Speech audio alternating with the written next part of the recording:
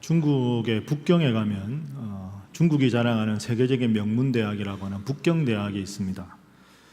제가 장신대에서 학생들을 가르치던 2010년에 중국 북경대학하고 제가 있던 장로회 신학대학교가 학술 교류를 하게 돼서 논문을 발표하러 가서 한 나흘간 북경에 머문 적이 있습니다.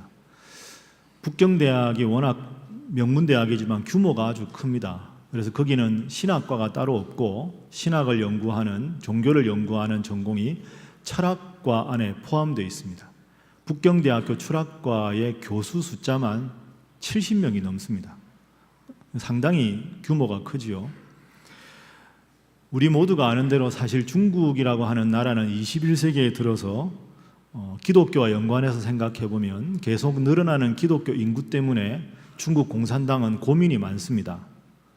기독교 인구가 점점 늘어나면 기독교를 공인하면 되지 않느냐 쉽게 생각할 수 있는데 공산당 입장에서는 그게 어려운 일입니다. 왜냐하면 공산당이 기독교를 공식적으로 공인을 하게 되면 중국의 그 수많은 인구 대비해서 수만 명이 모이는 교회가 많아지게 됩니다.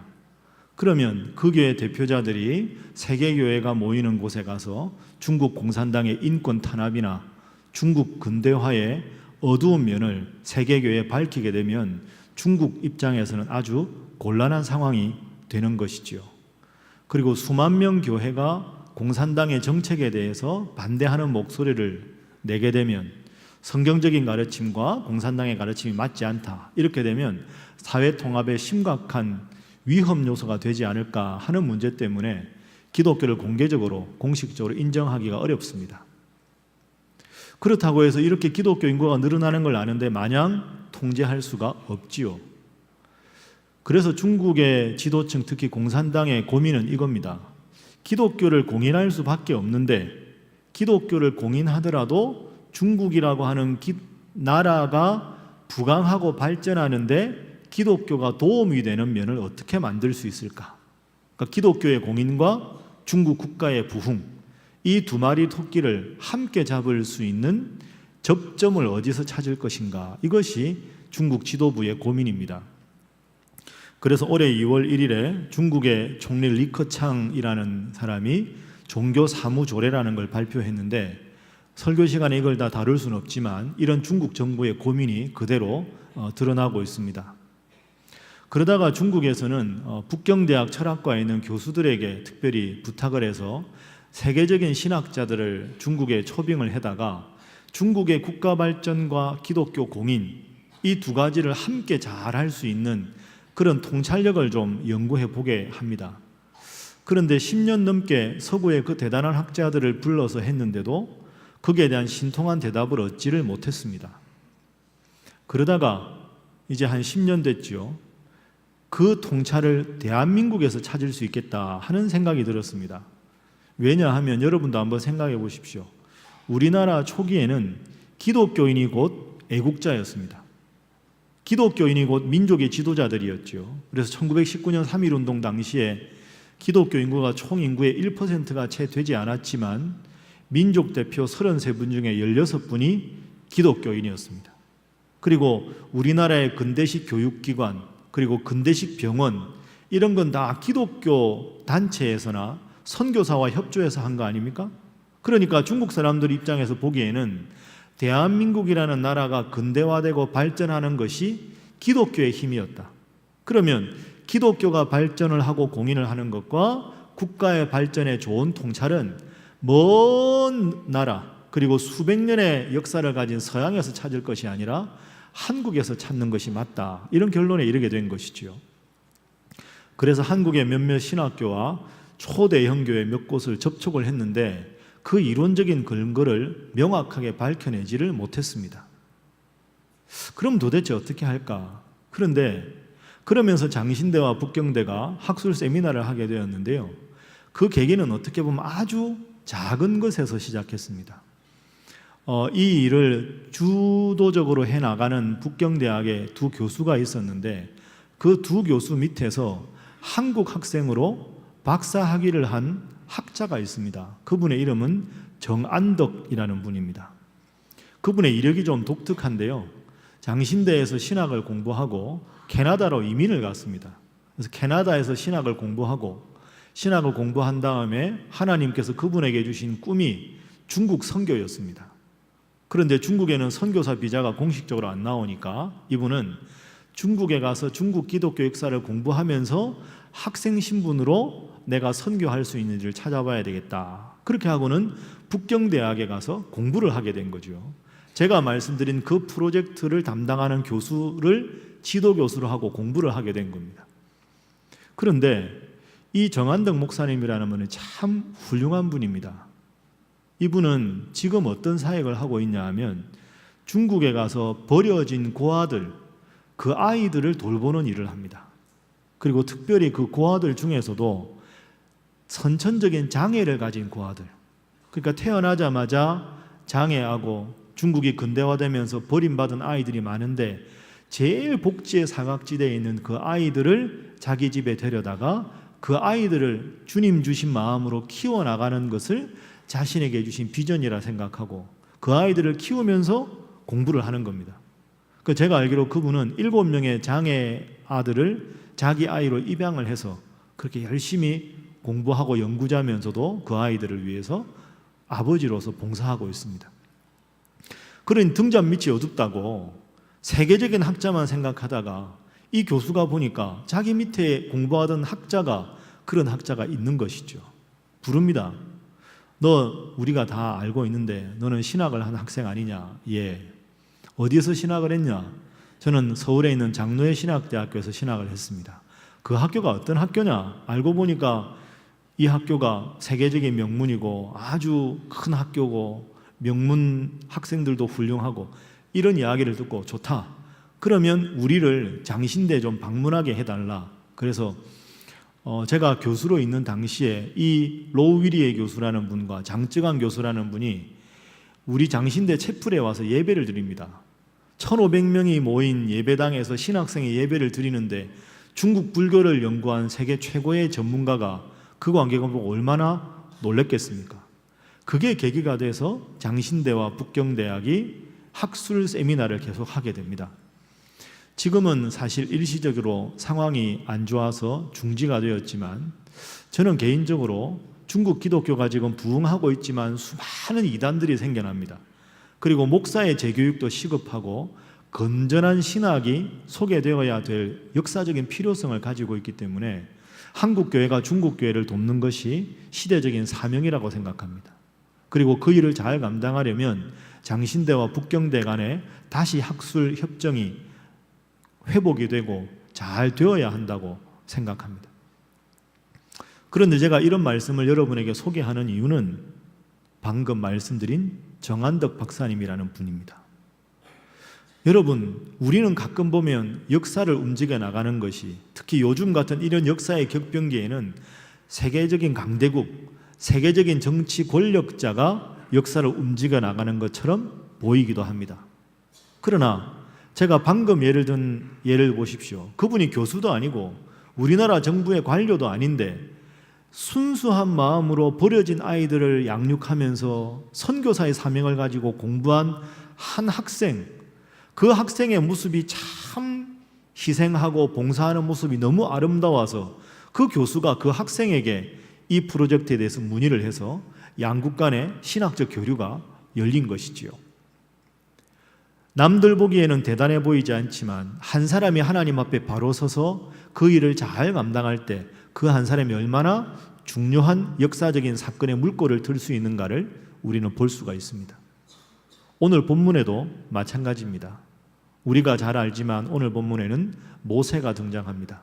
모세는 어릴 적에 나일강에 버려져서 애굽의 공주의 양아들로 40년을 지냅니다. 그런데 모세가 정작 하나님 앞에 부름을 받았을 때는 그 40세 때가 아니라 80세 때였습니다. 40년간 애굽 왕궁에서 살던 삶을 다 버리고 이제는 미디안 광야에 이름 없는 목자로서 아무도 알아주지 않는 목자로서 40년을 보잘것없어 보였지만 신실한 마음으로 목자 일에 충실했을 때 하나님은 그 모세를 들어서 위대하게 사용하셨습니다. 그것이 우리가 지금 읽고 있는 출애굽기의 말씀입니다. 사실 오늘 제가 여러분들과 함께 다루어 볼 이 출애굽기 32장은 2주 전에 읽었던 본문입니다. 그런데 오늘 이제 우리가 새롭게 맞이한 6월이 호국 보훈의 달이고 또 수요일이 63주년 현충일입니다. 그래서 하나님을 믿는 우리 각자가 이 민족 앞에서 어떤 마음으로 신앙생활을 해야 할까 하는 질문을 가지고 모세 사건, 더 정확하게는 출애굽기 32장 사건을 통해서 하나님의 교훈을 한번 살펴보도록 하겠습니다. 자, 먼저 오늘 본문을 여러분에게 소개하겠습니다. 오늘 본문의 배경은 출애굽기 32장은 금송아지 사건입니다. 출애굽의 역사에서 가장 안타깝고 가장 무서운 하나님의 심판이 오늘 본문에 등장합니다. 출애굽을 해서 이스라엘 백성들이 애굽에서 탈출해서 나온 다음에 오늘 32장의 배경은 시내산입니다. 시내산은 하나님의 산이라는 별명을 가진 거룩한 산이지요. 그래서 이스라엘 백성들이 시내산까지 와서 시내산 산 아래에서 진영을 갖추고 다들 이제 휴식을 취합니다. 그때 하나님께서 모세를 부르십니다. 시내산 위에서 하나님께서 모세를 부르셔서 하나님은 모세에게 앞으로 이스라엘 백성들이 영원히 하나님을 섬기는데 제일 중요한 10계명을 주십니다. 그러니까 이스라엘 백성들은 산 아래에서 진영을 구축하고 휴식을 취하고 지도자인 모세는 산으로 올라가서 하나님과 대면해서 하나님 앞에 친히 10계명을 받는 그것이 출애굽기 32장의 배경입니다. 그런데 놀랍게도 이 기간 동안에 이스라엘 백성들은 충격적인 일을 벌입니다. 그것은 하나님을 대신해서 앞으로 우리들을 인도할 우상을 만들어 달라고 아론에게 요구를 하는 겁니다. 여러분, 아론이 누굽니까? 모세의 친형이지요. 모세보다 3살 위의 형입니다. 그런데 출애굽의 과정에서 모세와 아론이 지도자였는데 모세가 하나님 앞에 10계명을 받으러 간 사이에 이스라엘 백성들이 우상을 만들어 달라고 아론에게 요구를 합니다. 그런데 더 어처구니 없는 것은 아론이 그 요구를 순순히 듣습니다. 당신들 왜 이러시나? 하나님이 지금 보고 있는데 무슨 우상이냐? 단호하게 배격해야 될 것이 아론 아닙니까? 근데 아론은 순순히 듣습니다. 우상 만드는 일을. 심지어는 본인이 주도적으로 일을 꾸미기까지 합니다. 본문 한번 살펴보지요. 출애굽기 32장 2절부터 4절까지 제가 받들어 읽겠습니다. 아론이 그들에게 이르되 너희의 아내와 자녀의 귀에서 금고리를 빼어 내게로 가져오라.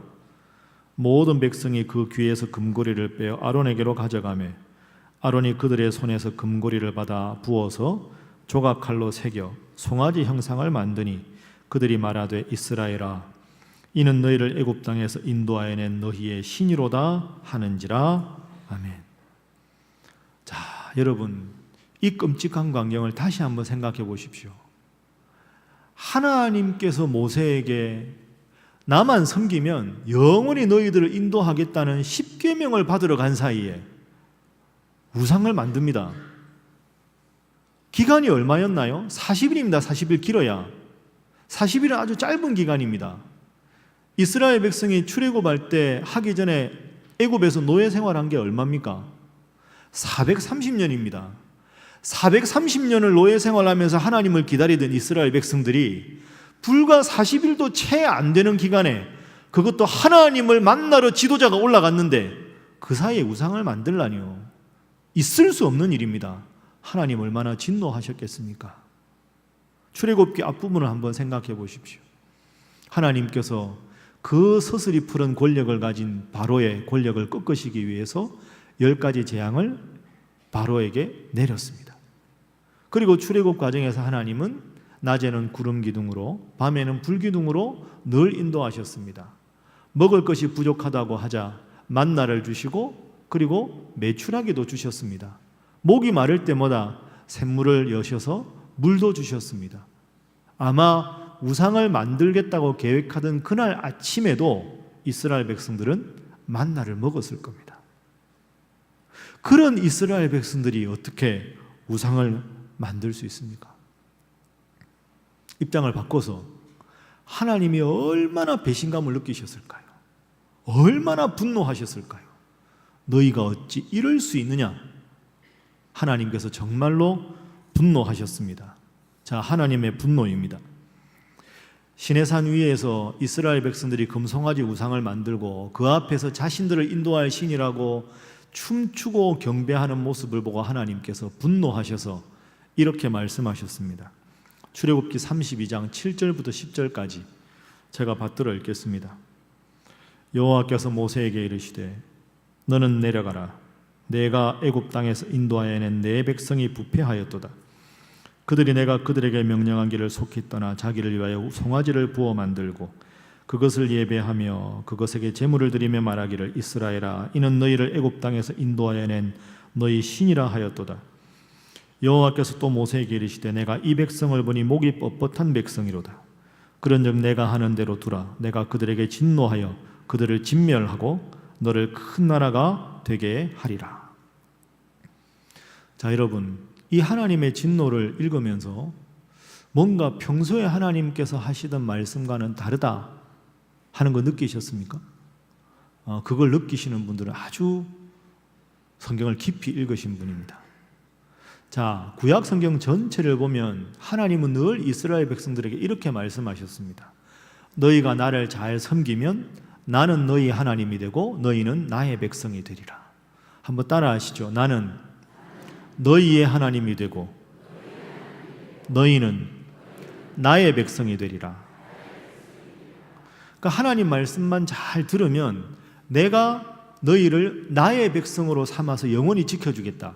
그러니까 하나님은 늘 이스라엘 백성들을 향해서 나의 백성이라고 하셨습니다. 나의 백성, 내 백성.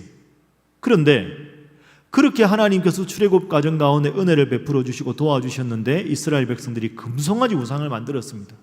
하나님을 버리고 그 금송아지가 앞으로 우리를 인도할 신이라고 합니다. 하나님께서 너무너무 마음에 배신감을 느끼셨습니다. 그래서 7절부터 10절에 보면 나의 백성이라는 표현이 없습니다. 백성이라고 말씀은 하시지만 소유격이 달라져 있습니다. 자, 7절부터 10절까지 화면 다시 한번 보시지요. 제가 한번 읽어보겠습니다. 여호와께서 모세에게 이르시되 너는 내려가라. 내가 애굽 땅에서 인도하여 낸 내 백성, 너의 백성이 부패하였다. 나의 백성이 더 이상 아니다. 나와는 관련이 없는 백성이다. 너의 백성이지 나의 백성이 아니다. 하나님 이렇게 진노하셨습니다. 8절 말씀. 그들이 3인칭 복수로 나와는 관계없다. 그들에게 명령한 길을 속히 떠났다. 자, 다음 장 보십시오. 여호와께서 또 모세에게 이르시되 내가 이 백성을 보니 목이 뻣뻣한 백성이다. 이 백성, 또 3인칭이죠. 나의 백성이 더 이상 아니다. 나와는 관련이 없는 너의 백성이고 이 백성이고 그들이다. 이렇게 말씀하십니다. 그 분노의 방점이 10절입니다. 10절 말씀 보십시오. 그런즉 내가 하는 대로 두라. 내가 그들에게 진노하여 그들을 진멸하고 너를 큰 나라가 되게 하겠다. 여러분, 이게 무슨 말씀입니까? 출애굽받은 당시 이스라엘 백성의 인구는 장정만 60만 3,550명입니다. 다 노약자 합하면 200만 명입니다. 하나님이 너무 진노하셔서 내가 그들을 진멸하겠다. 200만 명을 다 진멸하고 모세, 너 지금부터 해서 새로운 백성을 만들어서 가나안 땅으로 들어가게 하겠다. 200만 명 죽이고 너만 살리겠다. 이렇게 하나님께서 말씀하셨습니다. 그토록 살아가던 이스라엘 백성들에 대한 심한 배신감과 하나님의 분노가 이 구절에 포함되어 있습니다. 자, 여러분이 만약에 모세라면 이 상황에서 어떻게 하시겠습니까? 백성들을 생각하니 너무너무 기가 막히고 너무너무 화가 나는데 그렇다고 하나님 말씀에 가만히 있자니 자신의 사랑하는 동족 200만 명이 몰살을 당할 지경에 이르렀습니다. 여러분이 모세라면 하나님의 이 진노 앞에서 어떻게 하시겠습니까? 자, 모세가 어떤 반응을 보이는지 지금부터 살펴봅니다.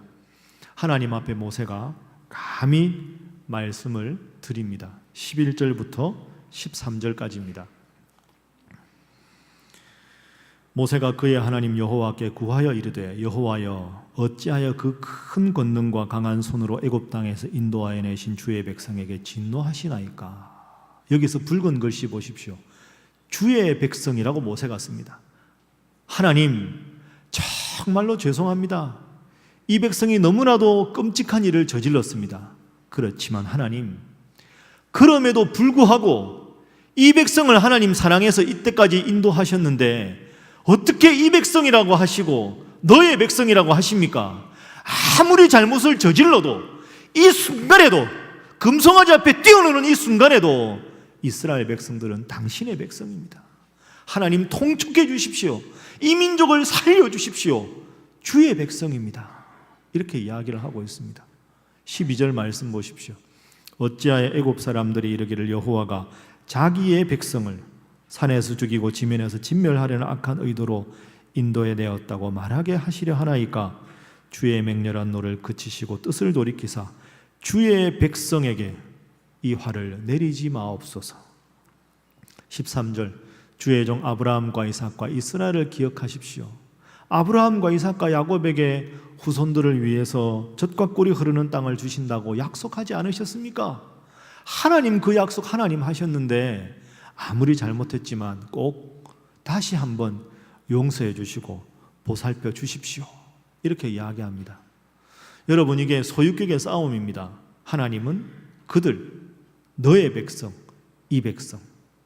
모세는 주의 백성입니다. 주의 백성입니다. 신앙의 선조들에게 약속하셨습니다.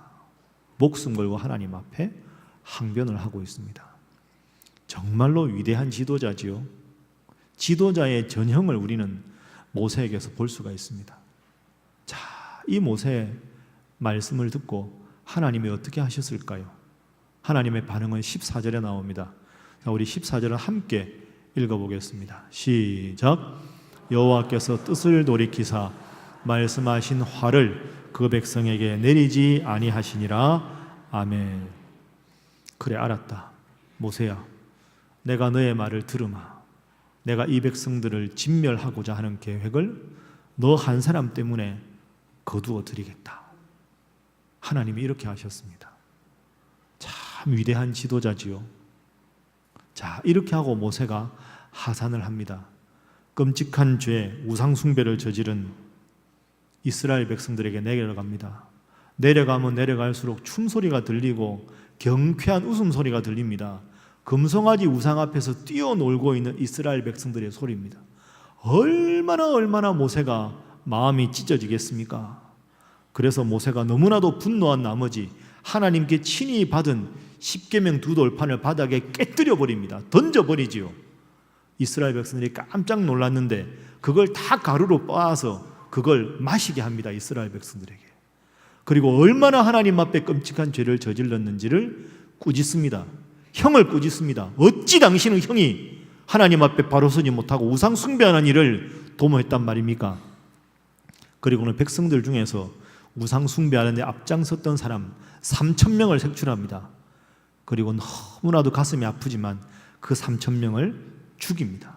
앞으로 다시는 이런 일이 있어서는 안 되기에 200만 명을 살리기 위해서 너무나도 찢어지는 가슴을 안고 있었지만 3,000명을 죽입니다. 백성들이 그제서야 우리가 잘못했구나 깊이 느꼈겠지요. 그리고 다시 모세는 그 백성들을 뒤로 하고 하나님의 산 시내산으로 다시 올라갑니다. 하나님, 죄송합니다. 너무나도 끔찍한 죄악을 저질렀습니다. 하나님, 죄송합니다.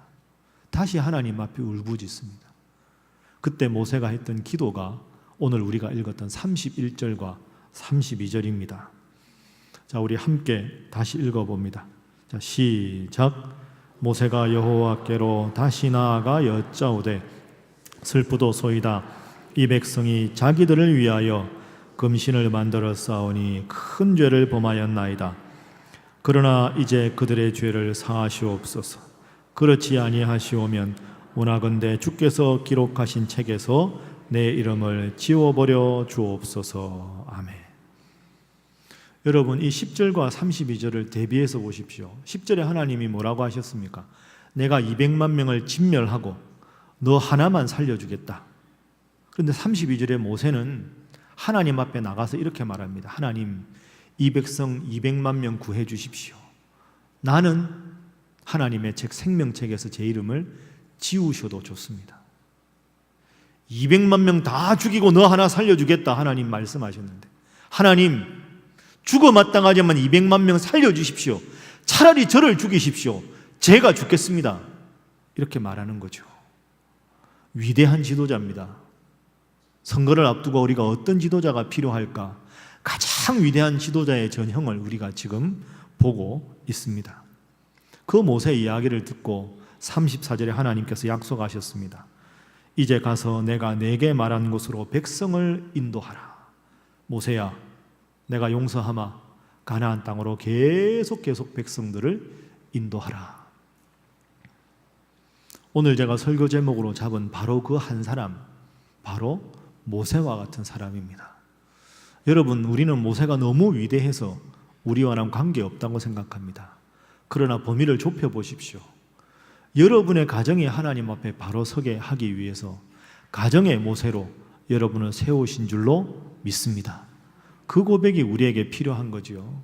여러분의 사랑하는 동료들 중에서 하나님 뜻을 모르는 분들에게 하나님 뜻을 전하라고 여러분을 모세로 세우신 것이고, 오늘도 예배 끝나면 이런저런 소모임이 있을 텐데 작은 구역이든 남녀 선교회든 우리 찬양대든 아니면 다른 직분자들 모임이든 그 모임을 형편만 생각할 게 아니라, 상황만 생각할 게 아니라 하나님의 관점에서 현실을 해석하고 하나님의 뜻 안에서 살아가라고 하나님께서 우리에게 모세와 같은 그런 작은 모세가 되라 하는 명령을 오늘 주시는 줄로 믿습니다. 부족하지만 오늘 본문의 이 모세의 위대한 모습을 보고 주님, 저도 작은 모세가 되겠습니다. 하나님 앞에 결단하시는 여러분 모두가 되시기를 주님 이름으로 축복합니다. 이제 우리는 새로운 달 6월을 맞이했습니다. 6월은 우리가 아는 대로 호국 보훈의 달입니다. 이 나라 대한민국을 위해서 목숨을 바친 이들을 기리는 달이지요. 그리고 수요일에는 63주년 현충일입니다. 저는 올 6월 달이 더 어느 해와 다르게 새롭게 다가옵니다. 현충일도 새로운 느낌으로 다가옵니다. 여러분도 마찬가지일 거라고 생각합니다. 지난 5월 26일 지지난주 토요일에 남북 정상들이 다시 만났습니다. 지금 북미 정상회담을 위해서 북한 측과 미국 측이 협의 중입니다. 그리고 남북 정상회담 후속 조치를 하기 위해서 지금 남북의 당국자들이 자주 만남을 갖고 있습니다. 말 그대로 역사의 격변기에 서 있습니다.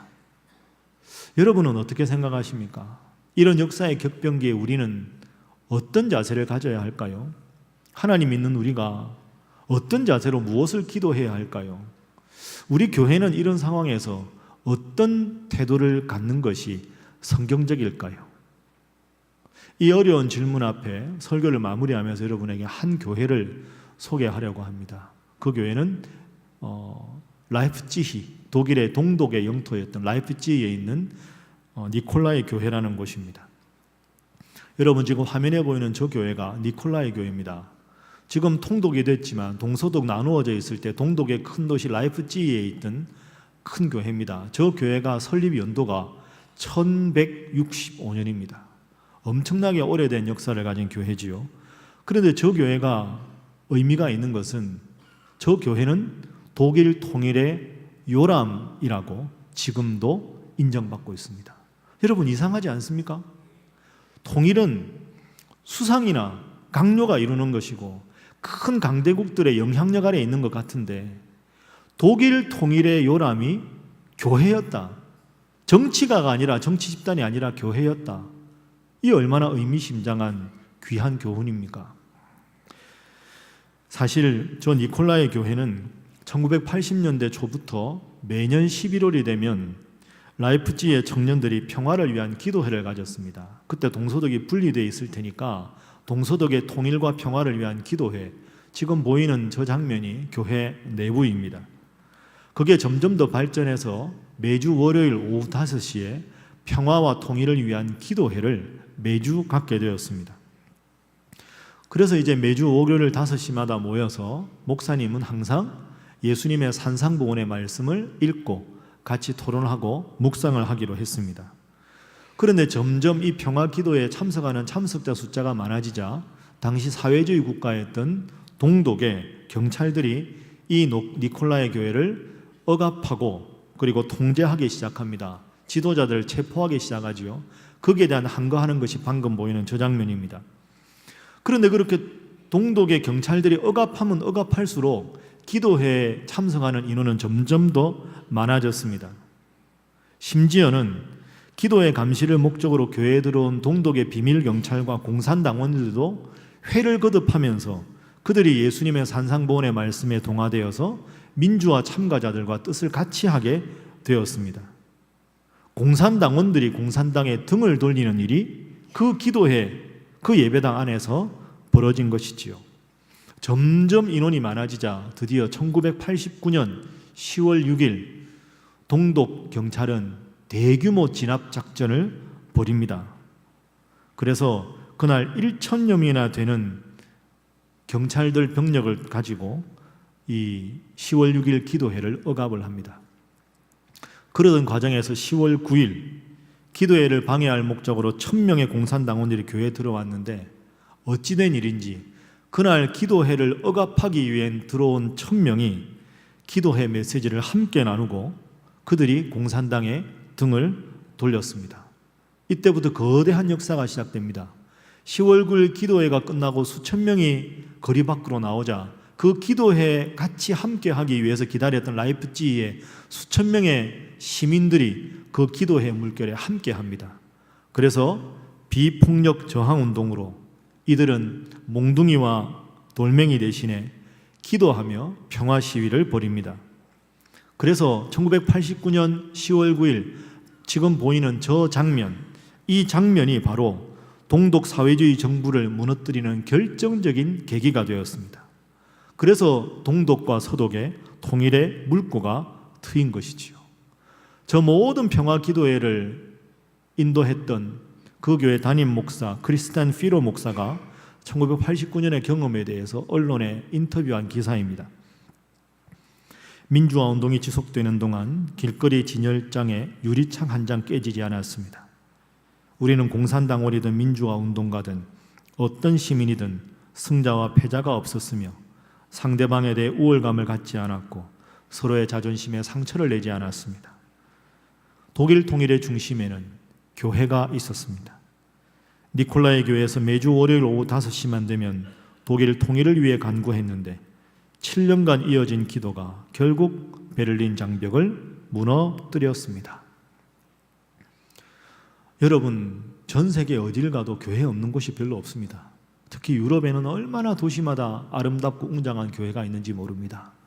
니콜라이 교회는 그 많고 많은 교회 중에 단 한 교회에 불과했습니다. 그러나 그 작은 한 교회가 정치적 정당도 아니고 정치가가 있는 교회도 아닌 그 교회가 수년 동안 하나님 이 나라의 평화를 주시고 동독과 서독 간의 통일을 허락해 주십시오. 그 기도를 하나님께서 들으셔서 독일 통일의 요람이 되었고 통독이 되는 역사의 기적을 우리는 함께 듣고 이미 알고 있습니다. 말씀을 정리하겠습니다. 중국의 선교의 비전을 품고 버려진 장애 고아들을 돌보던 그 목사님 때문에 중국의 북경대학과 장신대 학술체류과 협정이 맺어졌습니다. 모세 한 사람이 바로 섰을 때 민족 전체가 구원 얻을 수 있었습니다. 한 교회가 하나님 앞에 바로 서서 기도할 때 동독과 서독의 위대한 통일의 역사가 있을 수가 있게 되었습니다. 이것이 바로 한 사람의 힘입니다. 우리는 자주 이런 말을 듣습니다. 나대지 마라. 속된 말로 너 하나 변한다고 세상이 바뀌냐? 목사님 그러지 마십시오. 우리 교회가 바뀐다고 한국 교회가 바뀌겠습니까? 나 하나 달라진다고 우리 교회 하나 달라진다고 세상이 달라집니까? 저는 그것이 이 시대를 향한 마귀의 가장 치명적이고 달콤한 유혹이라고 생각합니다. 사랑하는 여러분, 나 하나가 달라지는 자리가 가정이 달라지는 자리고 가정이 달라지는 자리가 교회가 달라지는 자리고 교회가 달라져야 이 나라가 변화될 줄로 믿습니다. 한 교회가 변화되었을 때 위대한 통독의 역사가 일어났습니다. 모세 한 사람을 들어 쓰신 하나님, 그 위대한 민족의 부흥의 역사와 구흥의 역사를 기억하면서 내가 달라지는 자리가 세상이 달라지는 자리, 나 한 사람의 변화를 지금 우리 하나님은 주목하고 기다리고 계신다 하는 마음을 가지시고, 거룩한 부담을 가지시고, 모세 같은 사람, 부족하지만 그런 사람 되게 해달라고 하나님 앞에 기도하시는 사랑하는 신일의 모든 성도 되시기를 주님 이름으로 부탁합니다. 기도하겠습니다. 사랑의 하나님, 모세 한 사람이 하나님 앞에 바로 섰을 때 하나님께서 그 한 사람을 통해 민족을 구원하신 사건을 묵상하게 하시니 감사합니다. 주님, 저희는 모세의 위대함을 보면서도 모세를 본받고자 하는 마음보다는 그저 그런 모세를 부러워만 하며 또 이렇게 고개를 숙입니다. 하나님, 저희가 모세 같지는 못하지만 그래서 하나님 우리 교회를 세워주시고 모세와 같은 한 마음을 품은 이 많은 성도들을 불러주셔서 신일교회라는 한 공동체로 묶어주심에 감사합니다. 오직 하나님 앞에서 하나님의 안목으로 나를 바라보게 하시고 나의 모든 것을 철저히 내려놓고 겸손하게 하나님의 능력만 고백했던 모세처럼 나의 부족함을 철저히 고백하고 이제는 한 마음으로 나와 우리 교회의 주인이신 주님만 바라보며 겸손을 고백하는 우리 성도들 되게 하시고 우리 신일교회가 되게 하여 주옵소서.